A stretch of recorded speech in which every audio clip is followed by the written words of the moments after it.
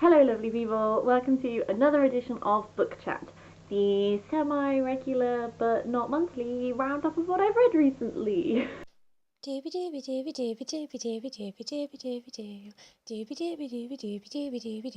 Sophie vlogs.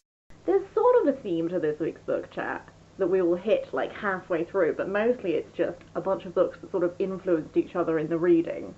That's super duper vague. I'm just going to jump right in, I'm going to tell you about what I've been reading recently, and I'd love to hear your thoughts on them at the end. First up is The Heart Goes Last by Margaret Atwood. The basic plot setup of this is that it takes place in America, and there's sort of like a financial crash type thing. Lots of people are unemployed, and so our two main characters are living out of their car, and they're essentially homeless. Enter in this place called Consilience, which essentially says, sign up to our scheme, you can't leave, but we'll give you a house, we'll give you X, Y, and Z, a guaranteed job, but what you have to do is you spend a month living in your house doing that job, and then you switch, and for a month you live in the prison, and you do a prison job while you're there, and then the people who were in the prison while you were in your house come live in your house. So there's Stan and Charmaine, and then there's alternates, who are the people who live in their house while they're away. And then from there, both Stan and Charmaine sort of develop a small obsession with their alternates, and stuff happens from there, essentially. I did enjoy this. I've watched other people's reviews on this, and someone said it seems completely different to the rest of Margaret Atwood's work, which I would kind of agree with. I enjoyed it, but I didn't love it, and I've been trying to mull over what the lack is for me.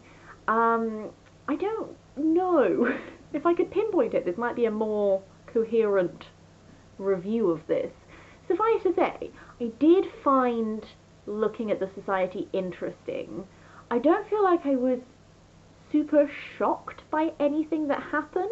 Like when I read Oryx and Crake or The Handmaid's Tale, and you read like you're immersed in this world, and you're like, oh, this idea, blah blah blah, that's really cool, blah blah blah. And it wasn't like this. I didn't think that this was like bad. I didn't have that same sense of being like, oh wow, blah blah blah blah. So it's perfectly enjoyable if you like this sort of like speculative fiction and sort of almost looking at like a culty society and stuff like this. Like, you'll probably really enjoy it. It was like a solid 3 out of 5. You know, like a good book, but this is not going to be the Margaret Atwood that I'm necessarily recommending to people, but it was good. After that, we have one of the aforementioned books that has been in my to-read box, I swear, since I was maybe 12, maybe 13. I am shocking. This is, I think it's Leoness.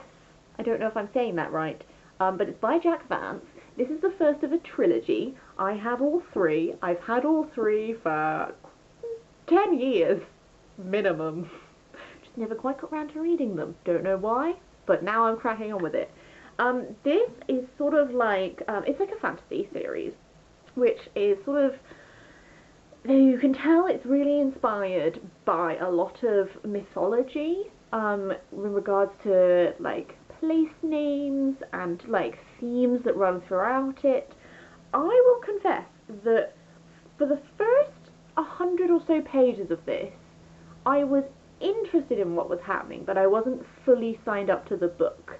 I think maybe I was just adjusting to his writing style, I don't really know, or maybe it's just because it's been a while since I've really read like a fantasy book that has a lot of background world building. Like, there are a lot of names of people and places and histories of things given to you, and I think I, as someone who hasn't read stuff like that in a little while, just had a little adjustment, but when I adjusted, I was then really enjoying this. The sort of setup of this is that the king of Lioness, or however you say that word, our main character to start with is his daughter Soldrum, who is she has like a good sense of her own mind, which means she does clash with her father quite a lot, and she sort of isn't afraid to like stick by her guns, and ends up being like banished to this garden, and stuff happens. I don't know how much to say. But Lynette is at war with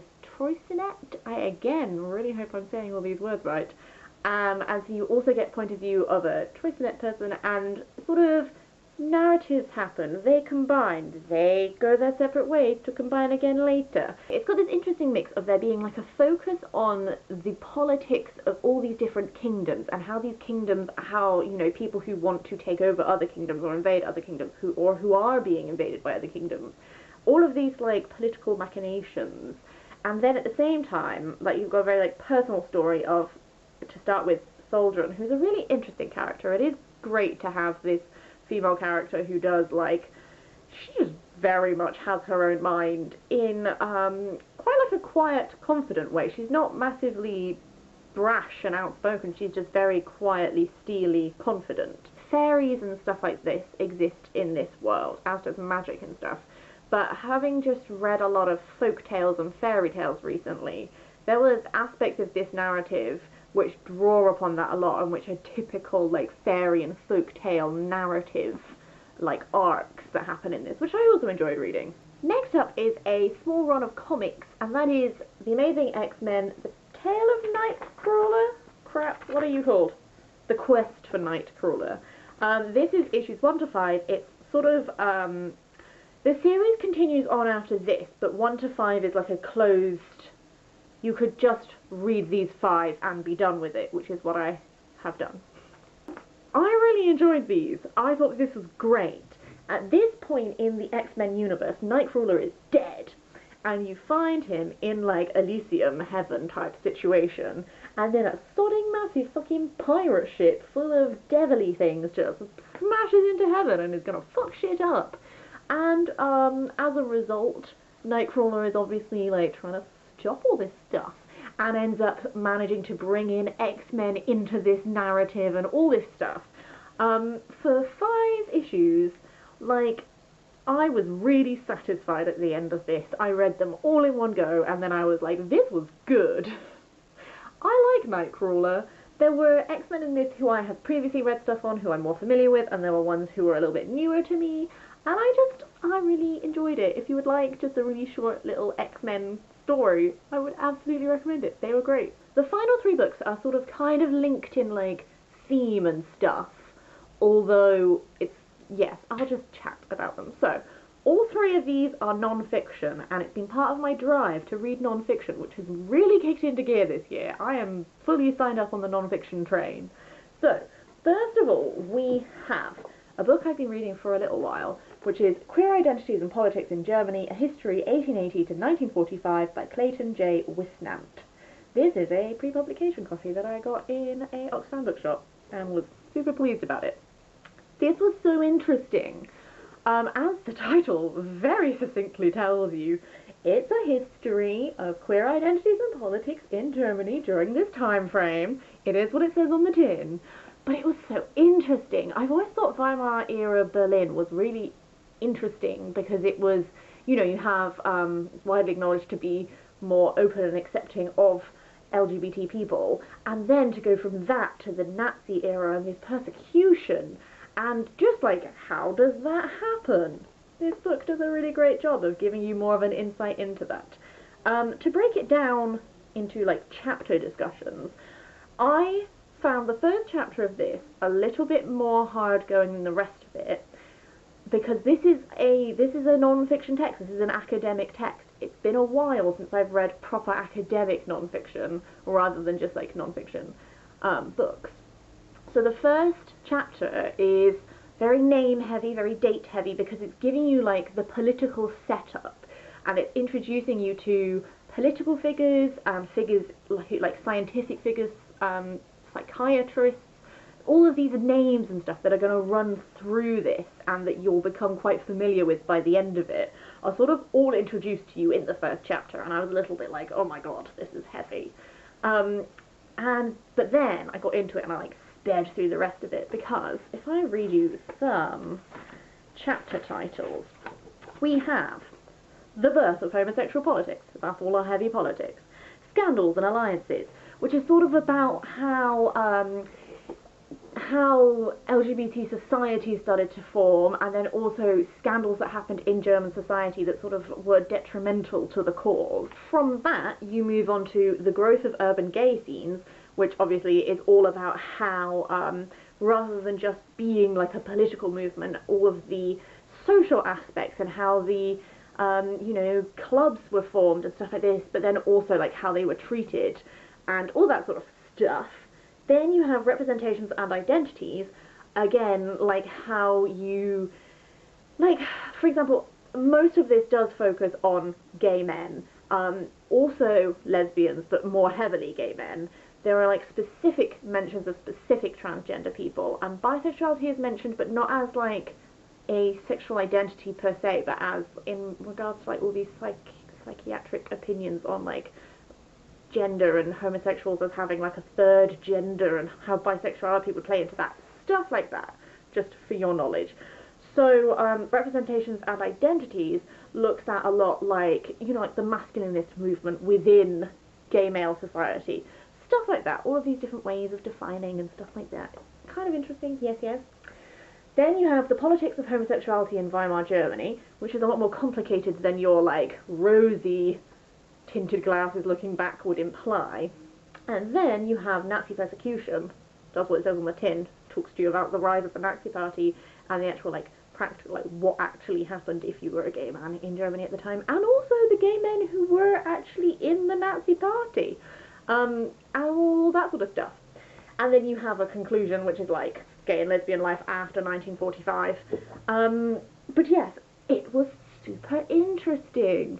I have come away, I 100% know that I have not taken in everything that is in that book, but I've come away with a much better background, and even if I can't like throw dates and names at you like super confidently, I can still give you like summations of things. Suffice to say, if you're interested in LGBT history, it's it's very specific to Germany, but it's very interesting, and I think Germany was one of the forerunners of having all of these LGBT societies and movements who were campaigning for rights and stuff like that. So it's really interesting. Also, I think it's really important in these times which are times of hardship and of persecution for LGBT people.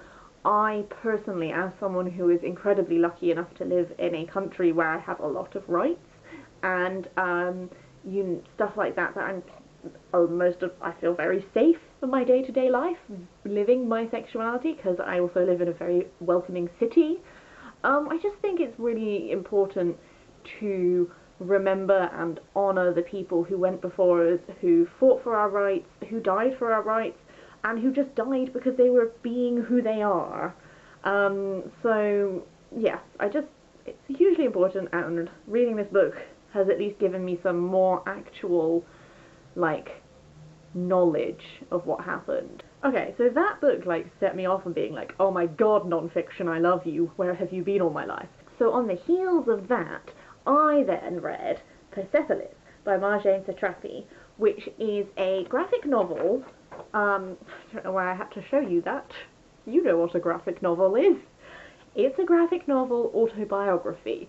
Actually, she has said in interviews that it's, it is in some ways fictionalized because it is, when you tell your life, you are fictionalizing something, but it's an autobiography, essentially, which is about the story of a childhood and the story of a return. So this is the 2 volumes of Persepolis put into one, and it's about her life growing up in Iran. So the first half of it is about her life growing up in Iran up until she left, and she went to live in Europe, and then it's about living in Europe and then returning to Iran. This was super interesting. This reminded me a lot of Marzi, which is another graphic novel autobiography that I read a while ago now, which was about growing up in communist Ukraine. And the similarities are quite obvious because I know they are both graphic novel retellings, but they both, because they start with a young child that then grows up into teenagehood. It's this mixing of the personal and the political, and how you get anecdotes about, she loved Michael Jackson, stuff like that, pop music, etc., mixed with all of this stuff about her family's friends who are like political dissidents and protests and all stuff like this. And it's such a great way of telling you this story, because you have this innocence of childhood as you start out, and then you grow as your understanding of the political scene, it sort of grows with hers as she grows up. I am someone who could not have told you really anything about Iranian history before I read this. I still can't tell you a lot, but I have a much better understanding, or a much better start to understanding, than I did before this. In much the same vein, the final book I'm going to talk about, it's been a long one I think, sorry, is I Am Malala, which I read directly because of Persepolis, because reading Persepolis reminded me that actually I really want to read more of these books that are like first-hand accounts of these women's lives growing up in countries whose history I don't really know anything about, that I probably should know something about. Even if it's just a cursory something, I should know more than nothing. So that's why I picked this one up. I picked these two books up actually at completely different times. I've just ended up reading them one after the other because I have set off a craving in myself, and I'm now going to like completely reorganize my shelves so that I can have a shelf of like really intelligent, awesome women telling me their life stories. That's going to be a shelf that I have, I think. But you probably, as the title of the book will tell you, Malala is the girl who stood up for education and was shot by the Taliban.